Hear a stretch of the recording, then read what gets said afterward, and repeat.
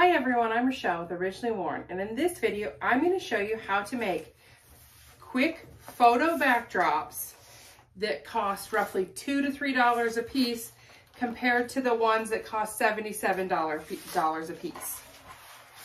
I'm in love with the company Replica Surfaces. I look through all their emails, I think they're super cool, but something like this, a 2x2 costs $77 a piece. So I've done a set of 12 of them for the same cost as one replica surface piece.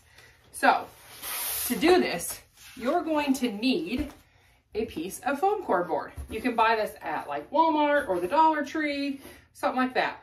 I use white foam core board for white paper, and I use black on black ones. The reason being is if I miss a little strip on the edge or something like that, it's not as noticeable. And then I bought contact paper and cheap wallpaper off of Amazon, and I'll put those links to the ones I bought in the description below. So we're going to be doing this faux white kind of wood look here on this one, and you get a roll like this, and you can either just put it on here and kind of set your board on top and measure it out to what fits your board, or if you have a cutting mat like I do, you can set it down and cut out 30 inches, at least if you have a foam core board. Then you take your X-Acto knife and a ruler of some sort and cut at 30 inches. Depending on your wallpaper or contact paper that you pick, you might need to cut 2 strips. Just depends on how much extra is going to be there. This one is really close to the top. I might only cut 1 strip. We're going to see. Most of them I've cut 2 strips for though. So, got your foam core board, and you got your paper, and they all have they're all peel and stick. So take a little piece and you separate it, and you kind of lay it out so you know where you're going to go. Just line it up with the side edge and fold back the first maybe 4 inches of the whole thing. It's kind of a pain in the ass to do this at first, but you'll get there. And then you push down the white backing. So you have a sticky part and a white backing. Then you carefully, don't let it touch your board because it's going to stick. You kind of carefully grab the edges, and after you do a couple of them, you'll get it. My first one looked pretty bad. And you kind of set it down there, then push that one down, and then you go underneath and you pull, and as you pull, you just kind of run your hand up and down the edge, and it should smooth it pretty carefully. Some people from vinyl work might have like a roller or something like that, and you certainly could use that to get the air bubbles out. It works just as good to push it with my hand.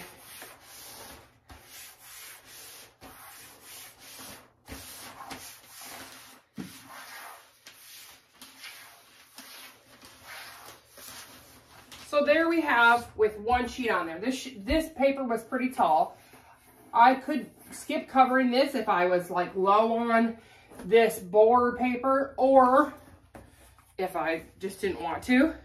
But because I got a lot of this and it's cheap contact paper, I'm going to cut another piece.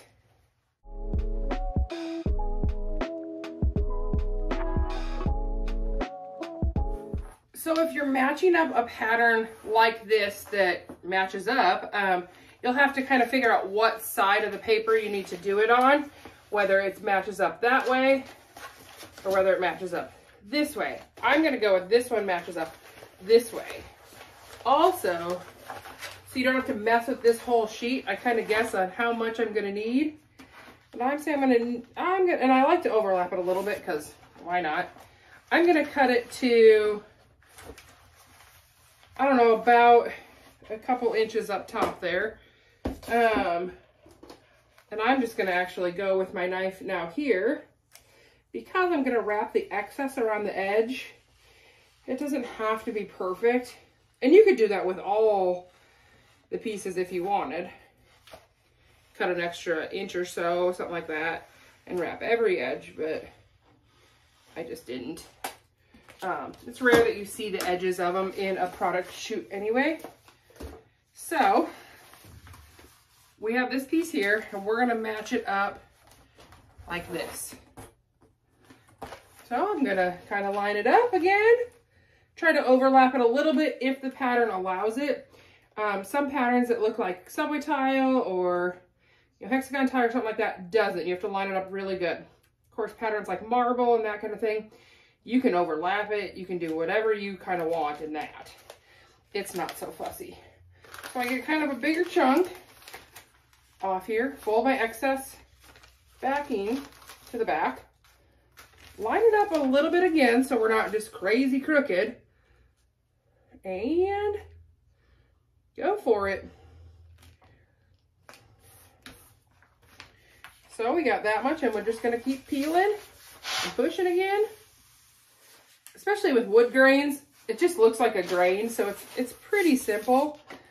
And then we'll wrap the excess around the back, so it gives kind of a wood edge in case you do need that for something.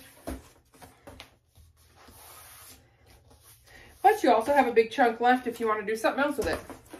So there's our board for less than, I don't know, $5, something like that, depending on which wallpaper you pick. So I'm sure now you're wondering what you do with these. So you get these little connector clips. I bought mine on Amazon. I will put the link to them below. And you pick a bottom and a top. So let's say that we want to have a, I don't know, a wood bottom and a, hexagon tiled back. So this is what we want our product to look like. Now, you don't have to have one of these, but I do have a light box that I set mine up in just to get even lighting. But these just kind of slide in. There can be a little bit of a pain in the butt, but slide that in and slide this in, and it will hold it good enough for a photo shoot. So there you have a tiled backsplash and a wood thing. So you set your products on there, and then you make sure to take a picture that's within the bounds of this. And so then I will show you what I did with just some random stuff around my house.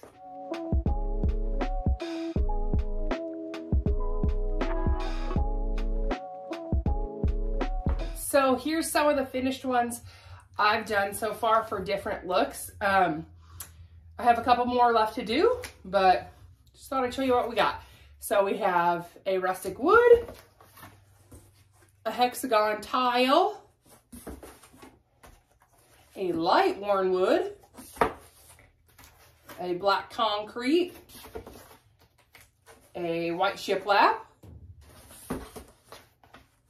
a white marble. This one was the hardest because it was super shiny, but it actually photographed just fine.